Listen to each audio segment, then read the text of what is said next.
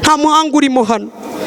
Tarahuye n'urugo yahuye n'ibibazo, tarahuye n'iby'ibibazo yatuye n'iby'umuryango, tarahuye n'iby'umuryango yahuye na Satani, tarahuye na Satani. Uturwanya n'umwe n'uyu mubiri na Satani. N'iyi si dutuyemo itatworoheye, turagira ibirayi biri guhenda, tugire nawe umpanganishije amagambo biraza kurangira biti. Turagira ibibazo duhura nabyo, abadayimoni batwatatse bari kudukorera inama epfiriya, bazamukana ikiguri bagakubita hariya mu rusengero, nawe uze kuncanga umbuze no kumva ibyo Imana iri kutubwira ngo tumenye ibitero byahagurutse. Ariko Imana itubere maso, basi Imana itubere maso. Ikangira imbata y'iwanyu itambutse ngo ni umurozi uhise, Imana ishaka kukubona mu barozi hagati, ukabasengeramo kandi ukanahanura ubizi ko baroga kandi utabacyurira, kabana nabo ubizi ko bakurasa. Tugahangana n'umuntu ufite tageti y'imbere, umva kakana ufite tageti yo kurasa imbere, unabizi ko yanahindukira. Amaso yawe do uyagize ucya mu ndebe, ureba imbere no ku ruhande, fuguti wewe ndubakana na Rwanda wanamirikirana nanjye nkaguhindukirana.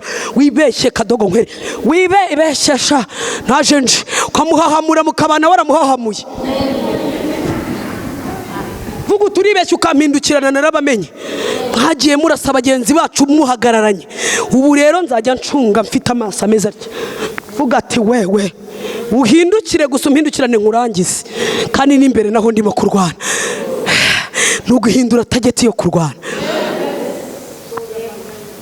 Mbwira ibintu birantangaza. Arambwira ngo umuntu yakijya mu gisirikare hari imbunda akoresha, uko iminsi igenda yicuma bamuhindurira bitewe n'akazi nahagiye. Ngo amaze kureba ashyira akaruru ku munwa, arahamagara ati nimuze murebe. Mbona rero bariya bana niko njya mbita, bameze nk'uyu muhungu. Nimuze murebe papa yambaye ubusa, ngo bene nyina baze. Bahageze bene se nta wigeze areba, bazanye ikigongogongo. Baravuga ati ntago twareba ubwambure bwa data, ko biri kose nubwo yaba yasinze ariko ni data. We bantu bararengereye barenga n'ihanuriro. Sukubyara subo kuvugwa wowe niyo yaba ari mu makosa urace. Hari bigize inyoza ngo ngengo ntago mbihisha, urabisha subundi urabigira. Jya uvuga urabizi. Umusaza ngo asinduke niko Bibiliya ivuga, naratangaye. Ngo ahagurutse gusa ahita avuga ati ntaravuga byinshi, iteka ryose we wampururije uzahore wangara. Nabwiye abantu bavumira idini bararikiriyemo bakaririramo. Sha nubona bagize aho bicara uzamenye ko Gihozo nahanura. Uzahora yangara, bivuge biri no kuri kamera. Azahora yangara, ntazagira aho yicara kuko atahaye icyubahiro s'umubyara. Azahora n'umwangaro w'uruzererero, azahora ari umugaragu w'abandi. Muntu wavuze iri dini nabi ryaramugaburiye rikamurera. Bakatwigisha ko dimanche bakatugaburira igaburo, bakatwigisha kubana na Yesu, bakatwigisha kubaha aya maraso, bakatwigisha gutanga imbabazi no kubabarirwa, bakatwigisha kuzura umwuka wera ukawuzura nta mafaranga ufite. Haleluya! La sala birifoda. Bakatwigisha kugaburira abandi tutagira namba, nta n'ibiryo mu rugo dufite ariko tukagaburira abandi sha. Bakatwigisha kwambara tukaba basirimu. Yesu ashimwe. Mwanyikirije mwarakaye, haleluya. Ukapostinga ukavuga ngo dore uko iwacu hameze. Shado uzarinda usaza utubatse urwawe, ntago byafata na rimwe. Cyubahiro cy'umubyeyi Imana irakirinda, muvumo w'umubyeyi urakurikirana. Narimba bwiye ngo Imana idushyigikire, nihabwe icyubahiro yaduhaye itorero ryiza, nihabwe icyubahiro yaduhaye ubuyobozi bwiza. Ni beza nta kintu badutwaye. Twasomye Bibiliya twe tuza abantu. Umunsi wa none baraduha umudendezo tugasenga tugaturwa na shima, bakaduha umudendezo tukaririmba. Ushaka ko bagukorera iki? Haleluya! Mbasabiye Imana kugumana nayo. Yugumanye n'Imana isobanura ibyasobanye, yugumanye n'Imana iragusobanura, yugumanye n'Imana itindana nawe ugasa nayo. Sha yugumanye n'Imana. Abana basohoka nk'abariye kandi baburaye. Yugumanye n'Imana iguhera abantu uburere, yugumanye n'Imana iraguhekera. Byo mvuga ndabizi, yugumanye n'Imana. ntago byakubuza abantu ko bakora ibyo bashaka banakuroga bakabishobora, ariko ntibashobora kugukubita hasi kuko uri kumwe n'Imana. Imana nihimbazwe. Shimye Imana. Nitwa Igihozo Josiane, ndi umubyeyi, naturutse i Kigali birumvikana. Hano si ubwa mbere mpaje, najyaga nza tugaterana, ariko ndumva ngize ishyaka niba ndi burishobora, ariko nzarigerageza ko numva nshaka kugaruka kuwa gatanu naranabwiriza. Kandi nago ndi bubanze ngo mbwirize kugira ngo muntu nyamuna turira yivuga. Haleluya.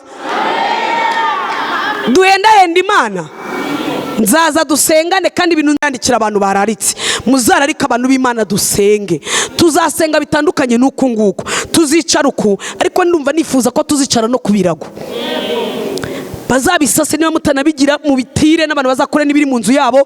Dusenge, turambarara imbere y'Iyera, tuyibwire ngo turashaka ko hari sinyasiyo usinya y'igicaniro muri uyu mwaka wa 2023, utwemerere kucanya iki gicaniro. Ariko rero ino ngo niko mufashwa da, nanjye mba ndi gukabya mbiswa ntuzi ngo mufashwa mutavuga. Ngo amaze kureba ashyira akaruru ku munwa, arahamagara ati nimuze murebe. Mbona rero bariya bana niko njya mbita, bameze nk'uyu muhungu. Nimuze murebe papa yambaye ubusa, ngo bene nyina baze. Bahageze bene se nta wigeze areba, bazanye ikigongogongo.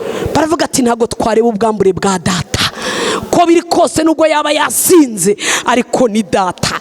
Hey! We bantu bararengereye barenga n'ihanuriro. Sukubyara subo kuvugwa wowe niyo yaba ari mu makosa urace.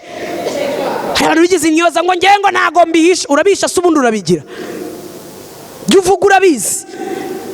Umusaza ngo asinduke niko Bibiliya ivuga. Naratangaye ngo ahagurutse gusa ahita avuga ati ntaravuga byinshi, iteka ryose we wampururije uzahore wangara. Nabwiye abantu bavumira idini bararikiriyemo bakaririramo. Sha nubona bagize aho bicara uzamenye ko Gihozo nahanura. Hey! Uzahora yangara. Bivuge biri no kuri kamera, azahora yangara. Ntazagira aho yicara kuko atahaye icyubahiro s'umubyara. Azahora n'umwangaro w'uruzererero, azahora ari umugaragu w'abandi. Muntu wavuze iri dini nabi ryaramugaburiye rikamurera. Bakatwigisha ko dimanche bakatugaburira igaburo, bakatwigisha kubana na Yesu, bakatwigisha kubaha aya maraso, bakatwigisha gutanga imbabazi no kubabarirwa, bakatwigisha kuzura umwuka wera ukawuzura nta mafaranga ufite. Haleluya. La sala birifoda. Bakatwigisha kugaburira abandi tutagira namba, nta n'ibiryo mu rugo dufite ariko tukagaburira abandi. Sha bakatwigisha kwambara tukaba abasirimu. Yesu ashimwe. Mwanyikirije mwarakaye. Haleluya. Ukapostinga ukavuga ngo dore uko iwacu hameze. Shado uzarinda usaza utubatse urwawe, ntago byafata na rimwe. Cyubahiro cy'umubyeyi Imana irakirinda, muvumo w'umubyeyi urakurikirana. Narimba bwiye ngo Imana idushyigikire. Nihabwe icyubahiro yaduhaye itorero ryiza, nihabwe icyubahiro yaduhaye ubuyobozi bwiza. Ni beza nta kintu badutwaye.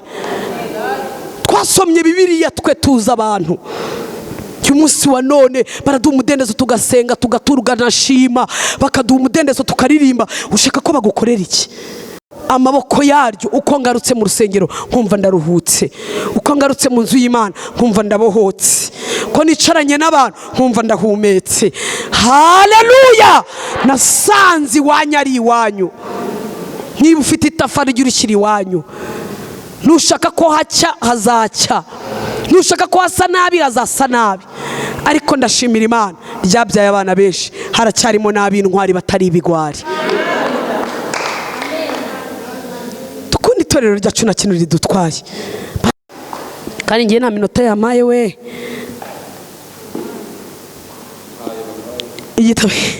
Igitabo cya Yohana ibice byawo ni 21. Igitabo cya Yohana ibice 21, duhere ku murongo wa 19 dusome amagambo y'Imana. Haravuga ngo icyatumye avuga cyo ni ukwerekana urupfu azubahishamo Imana, amaze kuvuga atyo aramubwira ati nkurikira. Petero arakebuka abona umwigishwa Yesu yakundaga nawe abakurikiye, niwe wari wariseguye igituza cya Yesu basangira nijoro, akamubaza ati databuja ninde ugiye kukugambanira? Petero abonye uwo abaza Yesu ati mwami uyu se azamera ate? Yesu aramusubiza ati niba nshaka ko agumaho kugeza aho nzazira, upfa iki? Nkurikira. Dongera nyasubiremo, ni amagambo makeya ariko nshaka ko tuganiraho. Afite umutwe uvuga ngo upfa iki? Icyatumye avuga atyo ni ukwerekana urupfu azubahishamo Imana. Amaze kuvuga atyo aramubwira ati nkurikira. Petero arakebuka abona umwigishwa Yesu yakundaga nawe abakurikiye, ari we wari wariseguye igituza cya Yesu basangira nijoro, akamubaza ati databuja ninde ugiye kukugambanira? Petero abonye uwo abaza Yesu ati mwami uyu se azamera ate?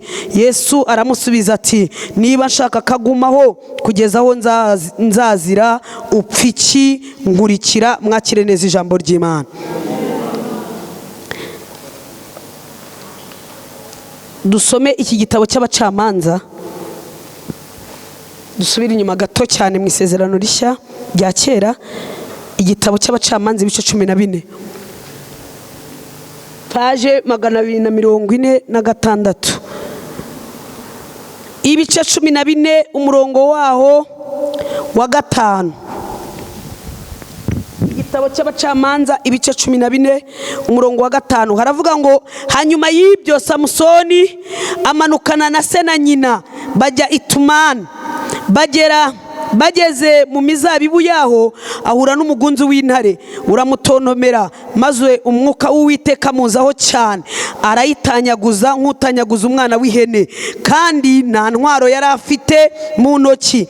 Ariko ntiyabwira se na nyina ibyo akoze. Nuko Samusoni arimanukira aganira n'uwo mukobwa, aramushima cyane. Bukeye asubirayo kumuzana, akebereza hahandi kurora ya ntumbi y'intare yatanyaguzaga, asangamo irumbu ry'inzuki ry'ubuki bwazo n'ubuki bwazo.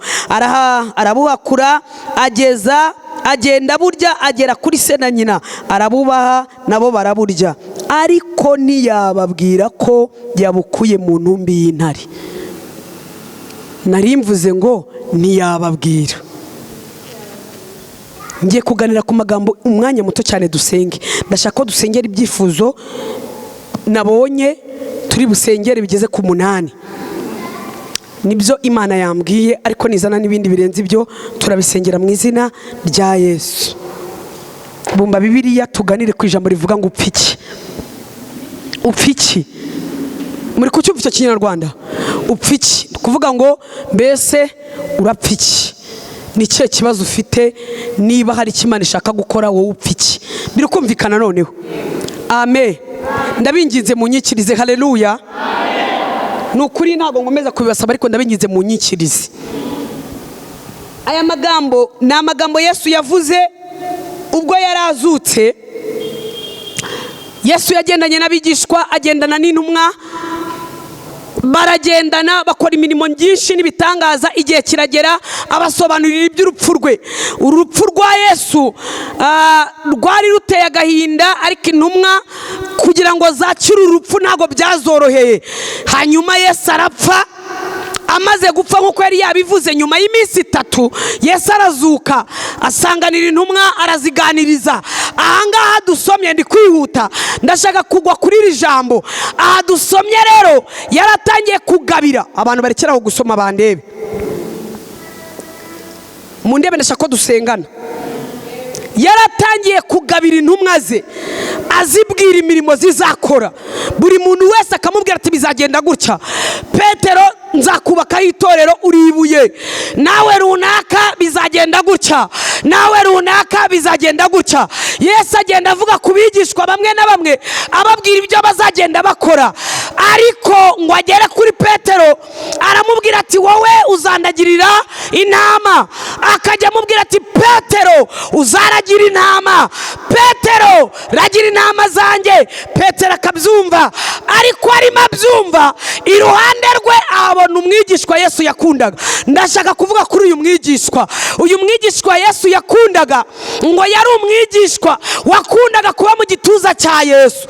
Nta yandi makuru yari azi uretse ko kuva umunsi yahamagariweho yakuze yibera mu gituza cya Yesu. Ntabwo yari azi ibintu byo kurangura isambaza, we yari azi kuba mu gituza gusa. Ari we ntabwo yari azi ibintu by'ubucuruzi, we yari azi kuba mu gituza cya Kristo. Ntabwo yari azi kuba mu nzu z'abakomeye. Uyu mwigishwa iteka ntabwo yari azi kuba intyoza, ntiyigeze avuga n'amagambo menshi. Muri cya gihe Yesu yagendanaga n'abigishwa be, igihe babaga babuze imigati, igihe amafi yabaga yabaye makeya, igihe ibibazo byabaga byabaye byinshi, ntabwo we yigeze avuga amagambo menshi, ahubwo we yabaga ku mutima wa Yesu. Nta miryango ikomeye bamugaragarije yarimo, nta n'ibikorwa bikomeye mu gihe cy'urugendo rwe na Yesu yigeze agaragaramo. Ariko ngo igihe cyose yabonaga Yesu, akimubona gusa yahitaga arombereza mu gituza, akavuga ati ahangaha niho nzamurindirira. Haleluya! Aha niho nzajya mfatira ibyanjye. Akinumira, biragenda biramenyekana, n'abigishwa barabimenya, ku buryo nta muntu wayoberaga muri icyo gituza. Ariko icyama Imana ukaba mu gituza cya Yesu, ukava mu bituza by'imiryango, ukava mu bituza by'abantu, ukava mu bituza bya karande, ukava mu bituza by'abacuruzi, ukigira mu gituza cy'umwami Yesu. Yabashaga kumva impumeko y'Imana, yumvaga uko Yesu umutima utera. Ntabwo abantu bari hano. Haleluya! Yajyaga amenya amakuru. Niba Yesu yikije umutima yarabimenyaga. Burya umuntu uri mu gituza arabimenya. Ariko muri hehe? Haleluya! Yajyaga amenya ibintu byose, bandi batarabyumva we yabaga ari mu gituza yumva uko umutima wa Yesu ugize gute utera. Nari nkwingingiye yera uyu mwaka 2023 abantu benshi bafite intego nyinshi, na mama yatubwiye intego afite. Subu wakwibereye mu gituza cya Yesu. Kubona n'ubundi wacuruje ntibifate, wafatiye mu gituza cya Yesu. Kubona n'ubundi wubatse bigahengama, wakwigira mu gituza cy'uyu mugabo. Haleluya! Kubona n'ubundi hari ibintu bitafatitse, nyamara nari mbarangiye ahantu, kandi igituza cye ni kinini, igituza cye ni kigari. Umupfakaza akiryamamo, n'uvuye gucuruza naniwe akakiryamamo, n'uwaranguriye Dubai tujya tugikubitaniramo. Uwubatse bigakomera ajya ajyamo, n'uwo byahengamye ajyamo bigakunda, utarabyara ajya mu gituza bikamenyekana, n'ubyaye benshi araza nawe tugahuriramo. Gituza cy'uyu mugabo ni kigari, imfubyi zijyamo zikabona aho ziririra bigakunda, we amarira kuzura kandi ntatembe kuwufite ababyeyi. Ariko iki gituza giteye gute? Uzi uko twicaranamo, warayuriye nge naburaye, twese tukacicaramo, amaganya yacu ntagongane. Haleluya! Nari mbasabiye kuba mu gituza cy'umwami. Uzi uko umugabo n'umugore, simubizi ko ari umwe, buri wese ajya mu ko abyumva, kandi data akabimanaginga bigakunda. Ntago banyumvise. Teraniro ririmo ababatijwe mu mazi menshi bose. Amen. Burya aka kantu ko kubatizwa kagira icyo gatandukaniyeho n'ibintu byo kugahanga, kandi ntago nishe umubatizo w'ahandi, ahubwo nuko nzi imbaraga z'umubatizo mu mazi menshi. Rero niba murimo muvuge ngo amen. Wakwicaye nk'uri mu materaniro. Haleluya! Aya masaha ni amasaha meza yo gusenga. Umugabo ngo yajyaga abona abandi babitse udushundura, bavuga ati Yesu nibimuhengamana ndahita nsubira ku cyuzi gushaka amafi. Hari abahanga binaha tuba tubana bo bafite urushundura hano, vuga ati nge binanze, ariko burya na tonto yamfasha. Ego byanze, ariko jewe burya na Marene wa Dubai yabimfashamo. Jewe byanze bako babirimo we. Rero hari abantu batagira namba, Yesu rataso pirifo, nta handi yabariza, nta handi yakomanga, byangombwa bye nta wundi wabidekarara, nta wundi wamuburanira, ubuzima bwe nta wundi wabwitaho. Kavuga ati nta shangazi nta tantine cyokora nta na konti, ariko mu gituza mfite ahantu njya ndyama. Nari nguta possible, nari nkwifurije uyu mwaka kubona byibuze igituza cya Yesu. Shakisha uburyo wakwiyeranje uryame hafi y'ahahumekera, ariko aba bantu bari hera. Haleluya, munyitabe haleluya.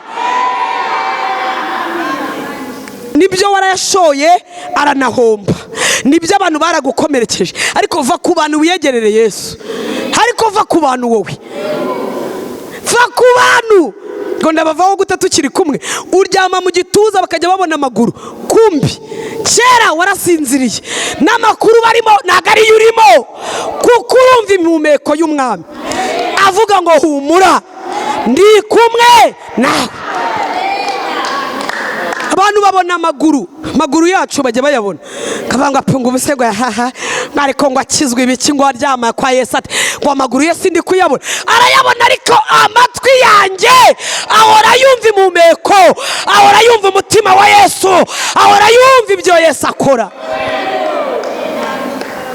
Bantu babona twicaranye bakagira ngo turabana ino, twebwe amakuru yacu dore gira gutya ariko ntacyo bita, gira gutya makuru yacu ni ruguraha stafola sire, niwe Imana ituzanira amakuru yizewe, kandi kuko igituza turyamyemo gifite amakuru yizewe. Tuvuge ngo amena.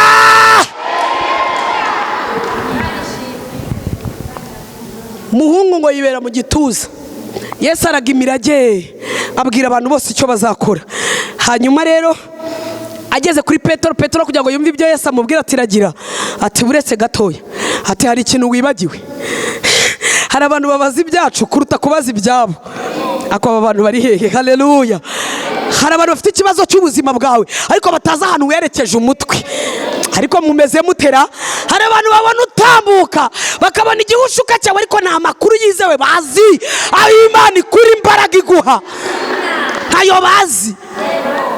Hari abantu bakubona nka korari bakabona muraririmba bitafata, ariko ntabwo baza ahantu umusingi uri. Ni ugushyira umutwe ku gituza cya Yesu, ugahita wakura indirimbo y'amazamuka, ariko bari hehe di? Haleluya. Hari abantu babona upfuye ariko ubuzima bwawe buheshwa n'igituza uryamyemo.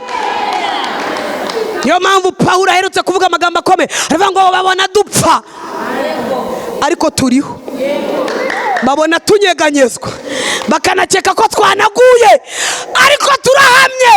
Haleluya. Babona turi abo gupfa, turi banyakwigendera ariko dutungishije. Mbega barokore batiyaminiye we dutungishije. Ni nayo mpamvu hari umuntu uherutse kumakanura mbona niko aramwe ngo niyo mpamvu itorero rikiri inaha, nuko hari abantu barimo bafitanye gahunda n'uriya mugabo. Hari abantu bari ino bafitanye gahunda yo kuryama mu gituza. Niyo mpamvu itahita irijyana gutyo, harimo abantu igifitemo gahunda. Dalase bofa lasira, hari abantu bafitanye gahunda na hariya. Niyo mpamvu mubona ritapfa kugenda gutyo. Ndafashijwe Gihozo. Cyiza cyanjye rero, cyiza cyanjye sinjya ngorana, sindi butegereze kufashwa kuko sinararanye nawe.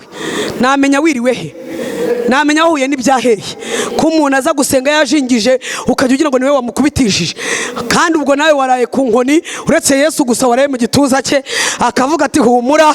Haleluya. Yaba n'umwenyura akagira ngo wagezeyo kera. Hoya ariko ikure muri ibyo ngibyo, natwe turakubitwa. Ntinde worohewe inahasi, tukiri ku isi dufashe igihe ariko bitenya kurasa. Niwa tukiri twese turiga ko nta uragera hariya. Ninde se wambaye amaraka, ninde muhanga mu rugamba ngaza tubwire ngo ngiye nararurwanya? Nigeze mbabaza ngo ninde muhanga mu kubaka urugo ngazamanika gatoki ambwire ngo ngiye ndi umuhanga? Wenda marirwo mvuga ko karirwo nahuye narwo. Ninde muntu wavuga ati jewe terera ingizo kubaka natageti ndazizi, singuyu ni mama ntatubyaye, ari gusobana ko nawe akiri ku rugamba aracyatsindwa. mu myaka yangana kuri aracyabeshya, aracyafatanya ntibifatike, kandi bamaranye imyaka myinshi. Kubera iki? Iyi ni tereningi turimo. Umuhanga arangiza urugamba yapfuye, twamushyiraho umusaraba tukavuga tuti urugamba rurangije, kandi nawe nagahabwa diplome azayihabwa databuja yaje atubwira uko yakoze. Ntago diplome tuzihererwa ino. N'abantu barashaka kutwereka diplome z'ingo zabo, z'imiryango yabo. Ngewe nararwubatse tumaranye imyaka 52, watuje ko n'uwa 70 atereta. Wabaye ucecetse gato kazarurangiza ari uko twagushyinguye, nabyo ukazabisobanura uko databuja nyiri kumanajinga uko tamanota kaza kaduhagarara imbere. Niko bivuga ngo azahagarara imbere avuga ibyacu adasobwa. Aho ngaho ntabwo uzisobanura, ahubwo imirimo nibyo wakoze nibyo bizagusobanura. Mvuze nabi? Nta muhanga mu kubika amafaranga. Munaherutse kumbwira natanze ubuhamya, arambwira ngo shagiho ngo ubuhamya bwawe bwo gutabwa ngo si ukuguca intege. Dufite abantu bazi kuvuga bitewe n'inshyushyu, kagorora ijwi bitewe n'inshyushyu n'umuryango yavutsemo, yabona abasaza be, yabona bene nyina we ntugira na marene. Na marene ubu maze kugira nka 2 nabo bandeka.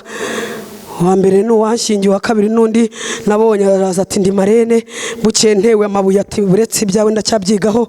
Urumva maze kugira abamarene be nabo ntafite. Rero hari igihe umuntu aba afite ba marene, ba shangazi, ba tantine, ba anti, dore ko abantu bazi kubisobanura, ba onkre hareke bibi Kigali, Mana ishimwe ko atariho ndi, ba onkre, ba tonto, shangazi wacu. Hari n'ibindi byateye bya metroni. Mperutse kujya ahantu mbaye musi ngo wantuze, nuko ngo mbona akandi kajambo kitwa metroni. Ngaho neza uyu we nuwaheye, bati nawe ni metroni. Ngaho cya bintu ntibyoroshye, bigira amazina ino utamenya. Amaze kunywa inshyushyu yayihaze arahagarara, shagiye bure bamye baduhaye singiye kubeshya pe, njye ntabwo nakwirariraho, njye nta kintu nakuye, kuko nyine biriya ni urugamba rwawe waratsinzwe nyine. Bazi kugorora ijwi kuko njyewe nk'ubu ngubu nkubwiza ukuri, dore ko afite n'amaso manini wamfura, ubwo nanjye ndahagaze ndi kumureba aranansumba. Imana iba yarabakoze ikabakora neza. Sha nukuri ko Imana njyewe, Imana irabizi ko njye nta senyo, nibeshye nka senyo byaba ari ubuswa bwanjye. Rero ndumva ngiye kutuganiriza ubuswa bwawe. Ndamureba ndamusubiza ngo utaranirwa agaramye, kuko iteka iyo uhagaze ugira ngo ijuru riri hano, ariko buri uryamye hasi uzaramureba hano riri. Ndamubwira ni mwana wama, ni ukuri Imana izabikurinde, ni kandi wa mugani ni intege nke zanjye, nta wa mugani sinkwiye kuziganiriza. Iyi ngo naguhuguraga ngo mujye mwemera guhugurwa, ni sawa, ariko reka mbabwira aka kantu. Umuhanga n'uwarushoje bakamushyiraho itaka bakavuga ati urugamba naruranye. Buri intwari ni ziriya zirepfiriye, kandi mwagiye nizo ntwari kuko nizo zirimo intwari. Tukiri ino bintu byakwigaragura, byakwibirindura, urutare rwakwibirindura nugacanganyukirwa. Tukiri inaha, uyu ni yatubwiye ngo gukiranuka ku kawutoya na kanini, ijambo rimwe gusa ryagusigaza inahanga kandi waramaze imyaka myinshi. Tukiri ino guca imanza gusa. Mana yanjye numiwe ngo icyaha cyose ni icyaha, nabyitekereje ndavuga ati Yesu sikari ibintu tutabara nk'icyaha. Tukiri ino akantu kose Imana iragakota. Utarasoza rero nigeze mbwira abantu umunsi umwe nyenye, ndavuga ngo nujya ubona hari ibintu udashoboye gufasha umuntu, jya wubika umutwe wigendere, wishyiraho ijambo ceceka. Ceceka inumire wigendere, kuko ntabwo uzi uko bizagenda. Munyarwanda aciye umugani w'umuhanga uzi ubwenge, aravuga ngo umuntu uhetse umukobwa ntagaseka n'imikori. Umugani njya mutekereza ukandenga. Nawe ukiri ku rugamba, nawe ukirwana, nawe ukiri ino, nawe ukiri i Burayi ahantu hameze nk'ahariya nawe uriyo uri uwo kuvuga ceceka wo kanyagwawe. Uretse ko ari dayimoni yaduteye, ubundi umusirikare wa nyawe iyo abonye mugenzi we arashwe ashyiraho utwatsi ngo atagira umuntu uhagarara ku murambo akamurasa. Niba hari ikintu kiryana ni ukubona umuntu uhagarara ku murambo wa mwene wanyu akagupima sha amuhagazeho, kakurasa amuhagaze ku wanyu, ahagaze ku wanyu sha wifotorezaho vuga ati nawe yari umuririmbyi kankubita uriya neza neza mwegere nibwo akurasa neza.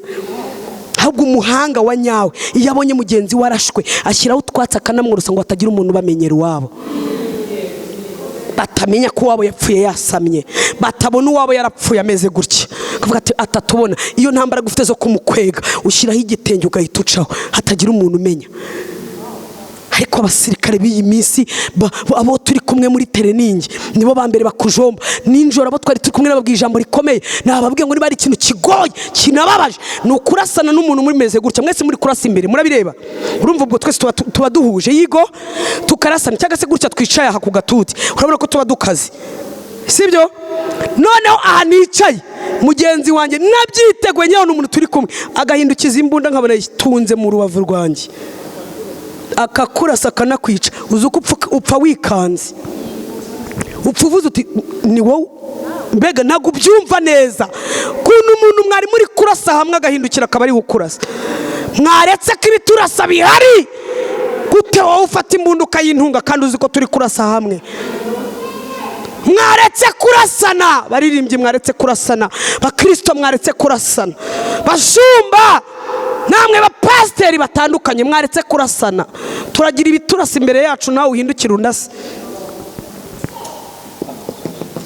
Lalo bevo daya side gerebo shalawizi minifor. Teka ryose iyo umuntu ari mu rugamba abazi ko tageta ari imwe mugenzi w'impamvu bahagararana, abazi ko atari umwanzi we. Ariko niba ari ikintu kibabaje nuko ndi kurasaha nundi ari kurasaha, subu ndabigereranya gute? Ninde mugore nahoze mbona igira hinoma gere numfashe hagara hano urasuku imbere nkuko nanjye nimeze mera ukunguko ye. Noneho ibazo uyu nguyu azi ko turi kureba, reba hari urasareba muri tageti ibite byawe zabatoze ngeze rya ureba imbere ntureba ku ruhande ntureba wa mugenzi wawe, ubuzi ko ndi kurasaha nawe ari kurasaha, twese turi kureba. Uba ariteguye azi ko ari imbere, yajya kubona azi ngo ari kurasana n'umwanzi akabona namutunze imbunda mu rubavu, arahindukira undebe, arahindukira akikanga kuko ntago azi ko wabikora. Niba hari ikintu kishabera dayimoni yadushizemo ni ukurasana ubwacu. Umuntu akarasana na mugenzi we baririmbana bafatana mikoro, higo ntamushigikire kandi bose umurimo bajeho n'umwe, indirimbo nimwe cyangwa ebyiri muri biririmbe mukava imbere y'abera bafashijwe bakiza indwara babahote. Ariko dayimoni akakwinjiramo ugatangira kubona amakosa ye kuruta kubona amakosa ya Satani muri guhangana. Delazo befo Mana iduha ubwenge burenze kuri ubu dufite. Mana yongere twongerera imbaraga. Uyu musirikare apfana agahinda no kwikanga, kavuga se uyu muntu arinda amanuka agitekerezo uyu muntu yabaye haduyirya, se uyu muntu niwe tubana cyangwa yambaye se tware dusangira antrenoma nago twazisangiye. Erega turasangiye, byago byose turabisangiye, amakuba ni byago turabisangiye. Nta muhanga urimo hano tarahuye n'urugo yahuye n'ibibazo, tarahuye n'iby'ibibazo yatuye n'iby'umuryango, tarahuye n'iby'umuryango yahuye na Satani, tarahuye na Satani. Uturwanya n'umwe n'uyu mubiri na Satani. N'iyi si dutuye mitatworoheye, turagira ibirayi biri guhenda, tugire nawe umpanganishije amagambo biraza kurangira biti. Turagira ibibazo duhura na by'abadayimoni batwatatse bari kudukorera inama epfiriya bazamukana ikiguri bagakubita hariya mu rusengero, nawe uze kuncanga umbuze no kumva ibyo Imana iri kutubwira ngo tumenye ibitero byahagurutse. Ariko Imana itubere maso, basi Imana itubere maso. Natangiye mvuga ngo Imana yongere kwegere, vuga ngo inyegere. Nari mvuze ngo Imana ikwegere va muri telefone undebe, vuga ngo inyegere. Imana nikwegera ntabwo uri bwemere ko korari yawe ikubita hasi. Urarwana inkundura, uvuga uti byibuza niyo badahari nditambika ndirimba habane nabyine rwose ntere ni chorus nivangemo kugira ngo abantu bagire ngo korari yose yari ihari. N'Imana ni kwegera uramenya ibyo ugomba kuziba icyuho. Nigeze gusoma akantu karanangaza k'umwana umwe ngo w'Umuyapani mu ntambara y'iyo muri Japan ko bararwanye bararwana umwana umwe muri umuna we baramurasa arapfa, ariko we ngo aza kurokoka intambara. Arangije kuyirokoka babarokoraga nka kuri y'abasirikare b'inkotanyi baturokoye, ngo asanga muri uwo mwana mukuru yari yafite nk'imyaka 7 ahetse muri umuna we w'imyaka 3 kandi yarapfuye. None uwo musirikare ko yabatabaraga nyine nka kuri abasirikare badutabaraga aravuga ati bite byawe ko mbona muri umuna we yapfuye waretse kuvunwa n'umurambo, shyira hasi wowe uzenkurokore ukire, dorara naremereye uri muto. Amubwira ijambo rikomeye, aramubwira ngo nagaremereye kuko aracyara amaraso yanjye. Gute abantu bakuremerera mwese mwarabatuwe muri Kristo Yesu? Ni gute abantu bakubera umuzigo mwese mwaramenewe amaraso amwe? Ni gute umuntu mwikorera? Aramubwira ati nagaremereye. Undi yaramugendanye igihe kirekire. Uwo musirikare niko yabisobanuraga, aravuga ati naratangaye iryo jambo ryitwa ko ataremereye. Arabataye n'amaraso yanjye ntago namusiga. Papa na mama barapfuye ndamusigarana bamundasira mu ntoki, nzamuheka paka ntago namukura. Murumva yashyize muri ibitekerezo by'abana, aravuga ati nashaka mborane.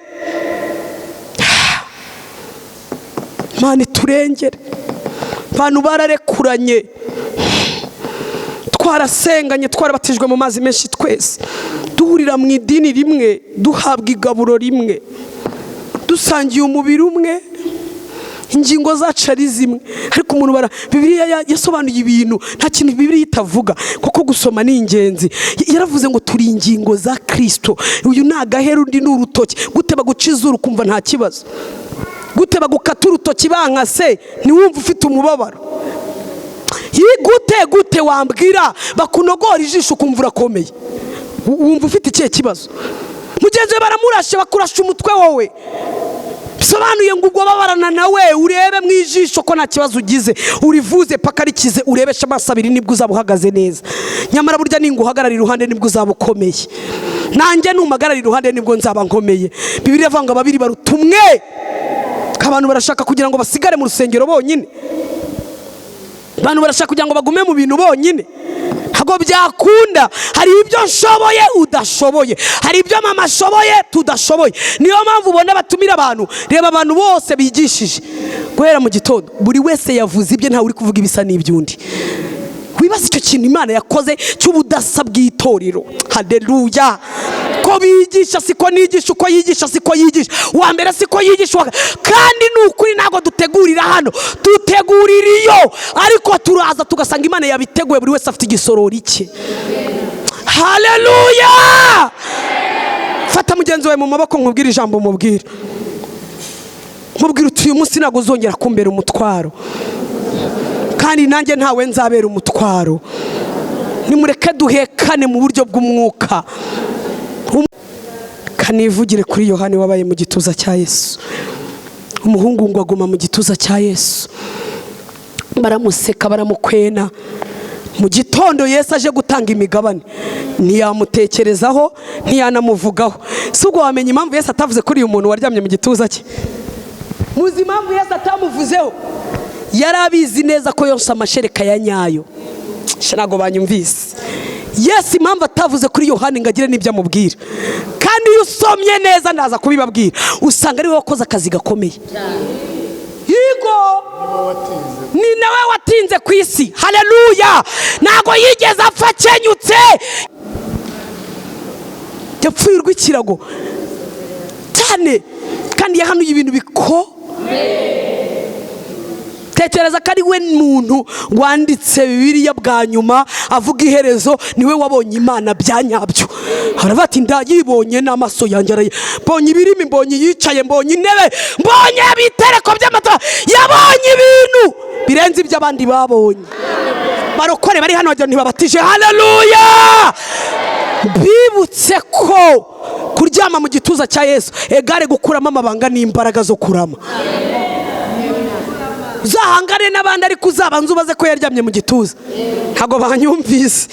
Uzica abantu b'Imana ubice wewe ubicisha amagambo, ariko uzitondera umuntu waryamyeyo agatindayo. Abarokore b'abanyumvisha bavuze ngo amena. Uzavuga ababyara ariko nusanga umuntu abyarira mu gituza cya Yesu wicecekere. Jya unyuraho ugende ceceka. Kabanyamagambo mureke we na Yesu n'abana be babiziranyeho. Ese mwiriwe neza? Munyikirize rero ko turi kumwe. Haleluya. Twongere haleluya.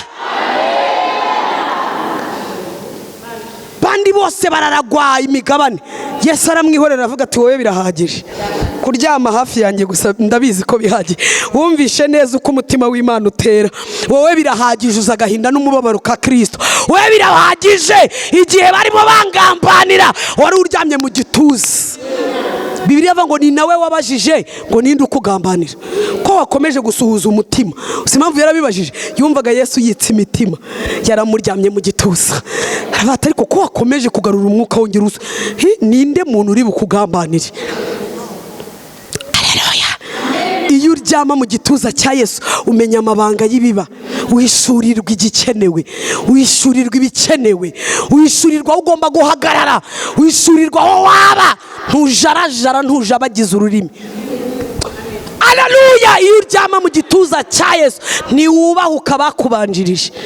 Iyo uryama mu gituza cya Yesu umenya abakuru. Iyo uryama mu gituza cya Yesu umenya abo kubahwa. Haleluya.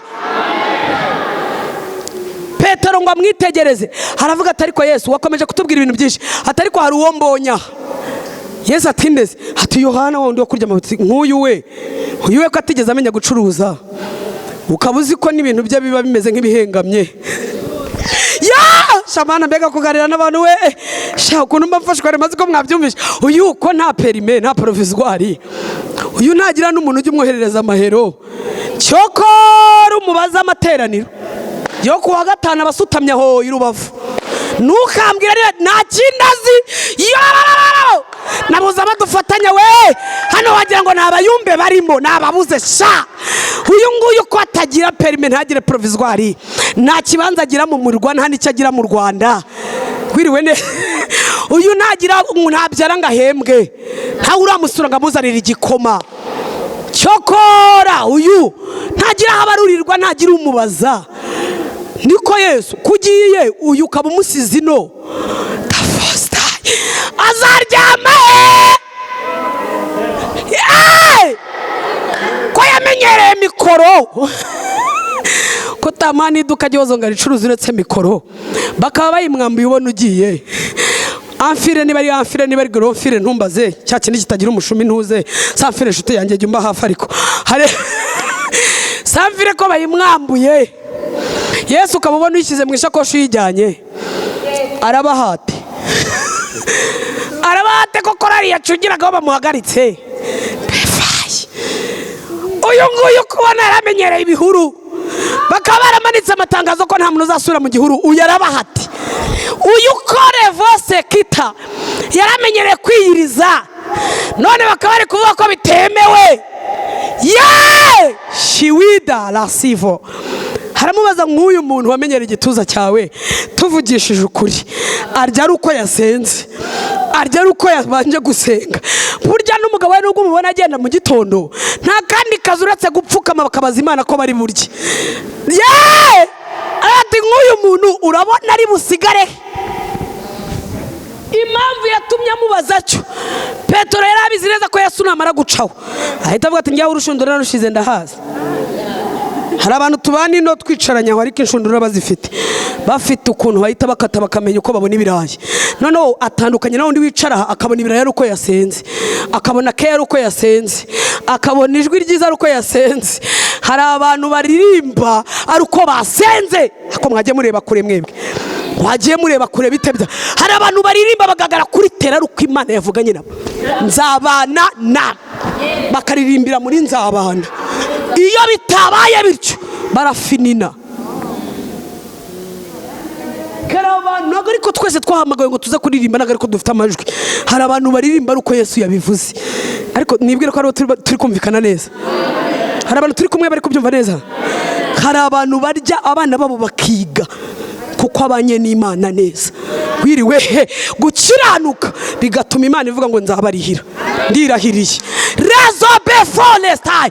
Imana ikavuga ngo dekota, kuko wakiranutse nkubonye neza, n'uyu mwaka ndawuriye. Hari abantu babayeho batyo gasanga baye ahantu muri batayo ya babantu bazi kubukoroga neza, ariko ikamubwira ati nduwiteka ntagutuje, wowe b'imbere yanjye ntacyo uzaba. N'ikimenyimenyi shyira igicaniro mu nzu mpangane nabo, ukajya ushyiramo igicaniro ninjoro. Watera ikorasi ikakubwira ati nkuyeho za nyabingi pirifora. Watera ikorasi uri mu cyumba ikavuga ati ndirahiriye abacwezi n'abacuragura ndabirukanye. Kumbi abayeho kuri tageti y'Imana yonyine. Ariko abo turi kumwe tuvuye ngo amena. Imana ikamubwira ngo nubwo ufite diyabete ntabwo uzapfa, uzarama kugira ngo utekerereze abantu. Kandi abantu babayeho kuri Imana mfasha, kandi iyo mavuga mumwikirize, iyo mavuga mbazi neza, kuko ngira ngo hari ndi mu bantu babahagarariye ibikundi nk'ibyo. Muri data wa twese gusa bana bakiga, muri data wa twese ugakenyera superi tazi aho bazigurira. Muri data wa twese bakayidodesha bakayishyiraho na design, ariko uri mu biki? Muri data wa twese ugahita ukikira ishakoshi ijyanye n'urukweto. Kumbi ni muri data. Muri data wa twese niho hava igishoro, muri data wa twese niho hakura inyungu, muri data wa twese niho ibintu byose bibera. Tuvuge ngo amen.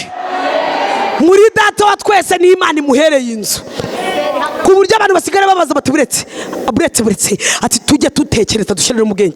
Ayubatse ati dushyire no mu bwenge buretse, ku buryo ngo harimo n'amakaro harya nyina ntu warayabonye neza ati arimo buretse.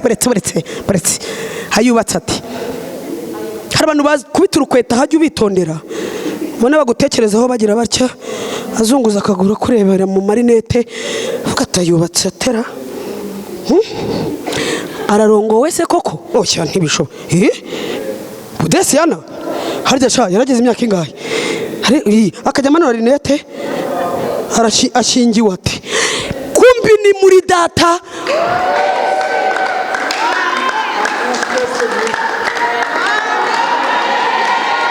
Mani himbaswi muri data. Rero niho Yohani yarari, nta bindi bintu yarazi, nta rushundura, nta porogaramu. Yaje Yesu amuhamagaye, aza wese ahita yikubita mu gituza arasinzira. Abandi bagashugurika bakanashabika, babona byananze bakiba no ku masaka, ariko bakababwira ati oya jewe ni muri porogaramu, hari ahantu aterera umutima mwumva neza, ni muri sonori naho mba ndi. Haleluya. Yesu ngo aramubwira ngo niba nshaka kagumaho, ko nshaka kagumaho, mwumva iryo jambo, niba nshaka kagumaho mwebwe mupfiki, uzaperereze umuntu wese Yesu ashaka kagumaho ararwanywa. Inda Yesu ashaka kizavamo ikidasanzwe, Satana yivizira ikigeramo. Haleluya. Umuntu wese Yesu ashaka kagumaho atangira intambara ataramenya n'ikimurimo, dore uko barebwa. Haleluya. Shadow befo. Niba Yesu ashaka iki cyumba kigumaho, kizazurungutana kikubita hasi, kizuka kibyura umugara, gipfa gipfumuka, ariko kizagumaho. Kandi Yesu ntashobora kuvuga kugumaho atabizi neza ko hari urupfu. Ijambo ryitwa kugumaho bakwikiriza. Ijambo ryitwa kugumaho mu busobanuro bwa Kinyarwanda rivuze kubaho, genda ubeho, genda ugire gute. Ni ukuvuga ngo hari icyari kiri kukwica, ariko noneho shaka kubaho. Yeee! Yesu atangiye ukwezi kwa mbere avuze ngo baho.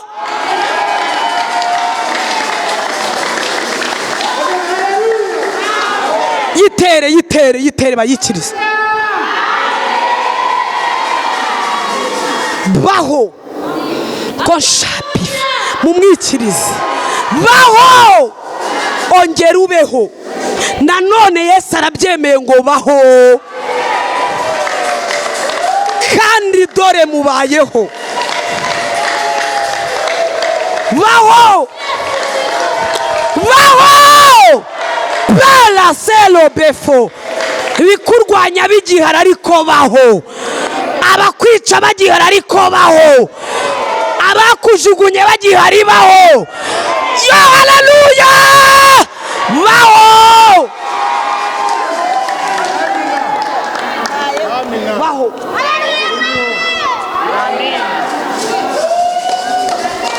Kandi nubaho ubifiringe. Y'umuntu abaho arabuja, umuntu uriho atandukanye n'umupfu, arihumuriza, azi gusirimuka, arumva, arategeka. Ariko abarokore barabatijwe. Haleluya. Iyo ariho arakora, iyo ariho arakora. Imana iravuze ngo baho, njyewe iravuze ngo baho. Wikumva amajwi y'ibikwica, ahubwo baho. Shaka uba uri muri koma, baho. Shaka babe bashyizeho bomboni, baho. Ariko baho.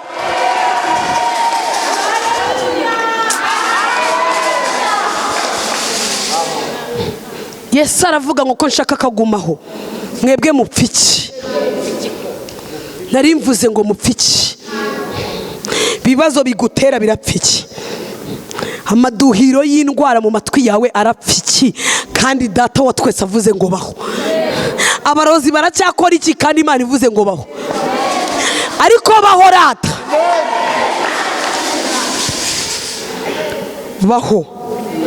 Uyu Yohani yabayeho, abaho mu bikomeye ko kwabaho.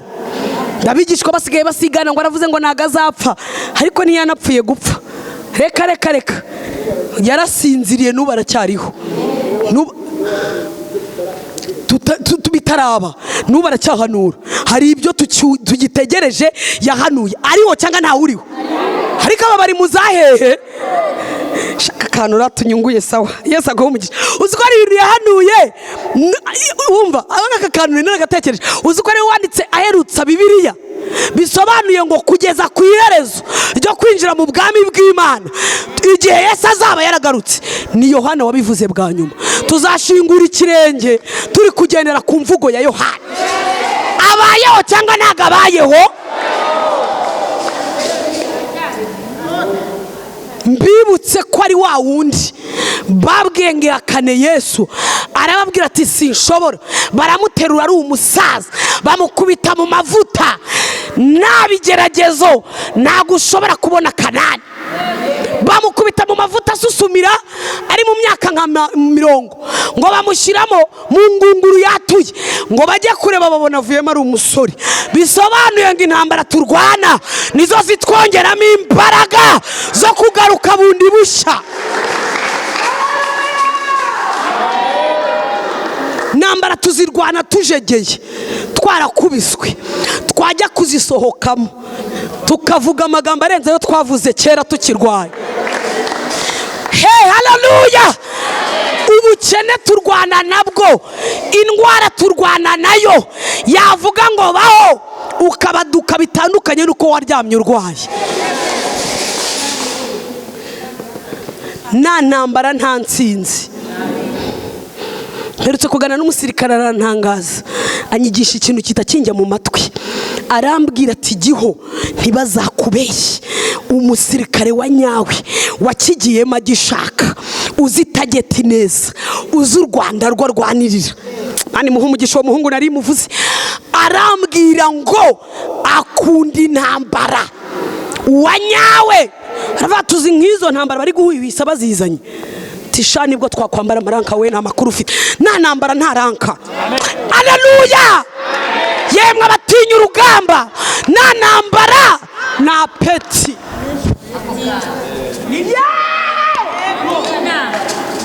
Nta ntambara nta ranka. Agwirye iki se zo kwiri gufasha imbunda utyo. Fasha Bibiliya mu kwaha ninde utayigendana se? Ninde utayigendana Bibiliya? Ahubwo wowe rasana, rwana mu ntambara, urwanisha amasasu wahawe n'aba batoza ba gisirikare batunyura imbere, hanyuma uneshe. Nyuma yo kunesha hari amaranka.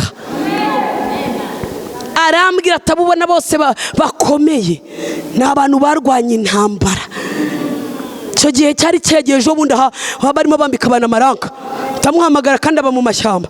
Ndamaza we kumva ntakubona kandi naragusengeye nkabona banakwambika iranka, none uracyari yo ko muri bambitse abandi wowe ntiwajyamo. Arambwira ngo bariya ni abantu binjiye mu gisirikare baranize. Ati twebweho rero kugira ngo tuzabone iranku kireka haciyemo akantu nyine k'umudundo umuntu akagaragaza ibyo yize. Nireka dani mu izina rya Yesu nishanu dutekerereje nabi. Ni ukuba utekereza igihugu koko haturi ikigoryi hatanga niwe tugaragariza nyine ko twarwanye. Hata mu mashyamba se n'uzanyambika iranka ati nzaryambara ari uko narwanye. Haleluya. Nge mitamishyira mu mwuka direct. Akunda kunganiriza utuntu dukomeye kuko azi ko nge mvumbura kandi nanjye ndavumbura ndabizi. Mita ndushyira mu mwuka ndavuga se niyo mpamvu Imana iduhoza mu ntambara ibigira ngo dukure tuvemo dufite amaranka.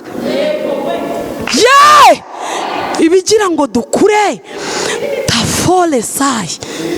Abatubanjirije bo nago yabarwanyeshaga intambara nk'izi zacu, ngo bakuvuze, ngo bagusetse, ngo waburaye, ngo washonje, ngo baguteza uburozi. Ibi mwirirwamo ngo ni intambara ntago zari izo. Bacanaga itanura bakaryenyegeza bisubiremo, kajya baryenyegeza ibishashi bigatakara karimwereka bati urahari, uriyo cyangwa uracyajijinganya. Agahagara ati nshingiye kuranka nari nambaye riyotona ariko ndashaka guhinduka undi muntu. Kavuga ati mwenyegeze karindwi naje. Batura cyagiye we ati ndagiye yewe. Aturibuka kutararongora ati ndagiye. Uribuka kutashatse ati ndagiye. Haleluya. Kangira imbata yiwanyu itambutse ngo ni umurozi uhise. Imana ashaka kukubona mu barozi hagati ukabasengeramo kandi ukanahanura ubizi ko baroga kandi utabacyurira, kabana nabo ubizi ko bakurasa. Tugahangana n'umuntu ufite tageti y'imbere, umva kakana ufite tageti yo kurasa imbere unabizi ko yanahindukira. Amaso yawe do uyagize ucya mu ndebe ureba imbere no ku ruhande, fuguti wewe ndubakana na rwana wanamindukirana nanjye nkaguhindukirana. Wibeshye kadogo nkwere, wibeshesha naje nje ukamuhahamura mukabana waramuhahamuye. Vuga turibeshye ukampindukirana narabamenye. Hagiye murasa bagenzi bacu muhagararanye. Ubu rero nzajya ncunga mfite amaso ameze atya. Vuga ati wewe uhindukire gusa umpindukirane nkurangize kandi n'imbere naho ndimo kurwana. Nuguhindura tageti yo kurwana. Arambwira ibintu birantangaza. Arambwira ngo umuntu yakijya mu gisirikare hari imbunda akoresha, uko iminsi igenda yicuma bamuhindurira bitewe n'akazi nahagiye. Hari imbunda buryo ngo zinarasa zicecetse. Hari umuntu utikura ntunavuge kamukubitira mu ijambo ugakomeza ugasenga kandi ukuzuzwa muraho kabuzi ko hari abadayimoni ukubise hasi. Hari ibintu shitani yahagurukije ukandagiraho utarivuza amagambo menshi. Tugiye gusenga narimvuze ngo mupfiki. Yohana bamushyira mu mavuta agezemo avamo ari mushya. Niyo mpamvu ikigeragezo ni isabune yo koza umuntu wese wiyemeje uru rugendo niyitwoza. Ukeka ko buriya rero akazi k'Imana ko kwambika abantu karangiye ntibiyireba ngo amafaranga ntuyakoraho, ibyo ntibiyireba. Nisambaza ariko nyine bamvuze ushake na vitaro ariko nyine bamvuze. Ariko iyo mirengwe muriramo ni mirengwe nyabaki. Urira shanu waburaye neje akabusubira. Uwo ni uri marira n'amarira akamanuka ku mutima. kuburaje abana akakanya ariko bakubita bakaryama niwe uzi umubabaro. Uyu munsi wa none umuntu uri kurira avuga ati Mana we ni ukuri ahantu undi undenge ukamerasiyo y'umunsi umwe, uwo niwe uri kurira bya nyabyo. Ariko iwabo kuko yari umusore ntago bari kubimubuza ngo bikunde, yari amaze kugera imyaka yo kwisobanurira icyo kwica n'ikizima. Baramushorera aragenda ajya gusaba, barimo bagenda niho twasomye. Haleluya.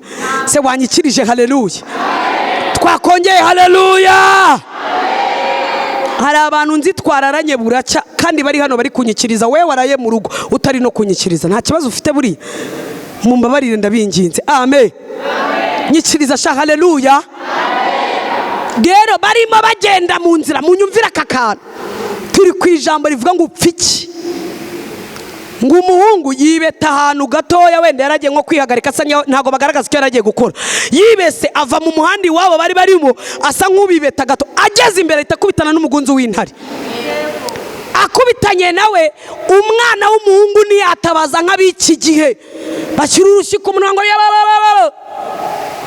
munabare baramvuze, munabare bandebye nabi, pasito narinje kukureba muri biro ni ukuri buriya korari yandebye nabi. Arewe ariko muri bebeza koko niyavuze induru tugende. Ari uw'iki gihe yakubwira ati narabarwanije, narababwirije, we narabigishije, sha ninjye wabaguriye iniferme, ninjye wabaguriye ibyuma, nararererere. W'iki gihe kugura n'umuceri akabishyira kuri YouTube, narabagaburiye we